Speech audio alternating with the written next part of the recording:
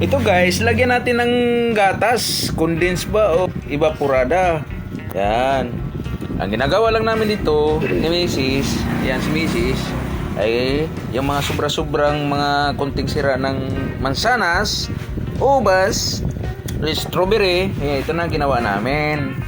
Kailangan haluin para hindi masulit ng tamis.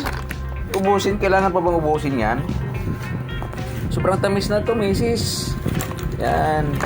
Eh, kung gusto niyo magpalamig, gayahin nyo na ako. Bumili kayo ng mansanas, bumili kayo ng peras, yung mga sobra-sobra. Ang ginagawa lang namin, sobrang peras, sobrang mansanas. Yan, lagyan ng gatas. Ito yung gatas gamit namin. Yan. Malamig na yan, lagyan ng hilo. Yan. Pwede nang kainin itong strawberry. Yan. Yan. Pinatikim ko kay Mrs. Natikman niya yung strawberry. Anong itsura? Sarap. Kahit maasim na. Tingnan mo itsura niyan, bay. Oh, tingnan mo guys. Maasim. Kasing asim niya ang itsura ng strawberry. Ito na. Pwede nang kainin.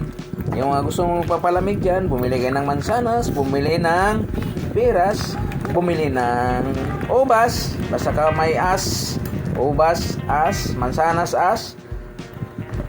peras, meron pa rin strawberry gatas. Pagkatapos naming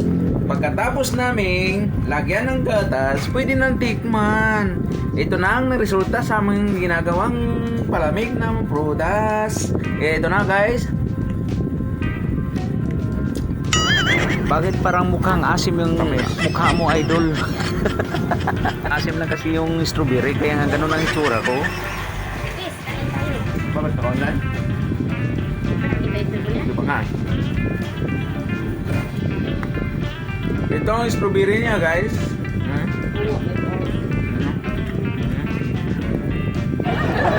Oh, maasim nga idol. Mga idol, maasim nga talaga yung strawberry. Kaya nga ganun ang itsura ko. Kahit hindi kumain ng strawberry, maasim talaga yung mukha ko. Maasim pala yung strawberry guys. In fairness, matamis talaga ang ginagawa ko.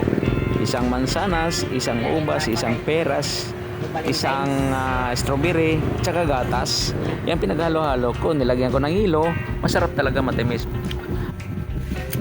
Sa ating ginagawang palamig na prutas, ito na subukan ko si Mrs. Hinawakan na ni Mrs. ang kutsara para gusto niya halukayan ng prutas at saka gusto niya kumain yan. Natikman na niya, nakatingin siya sa akin at palingon.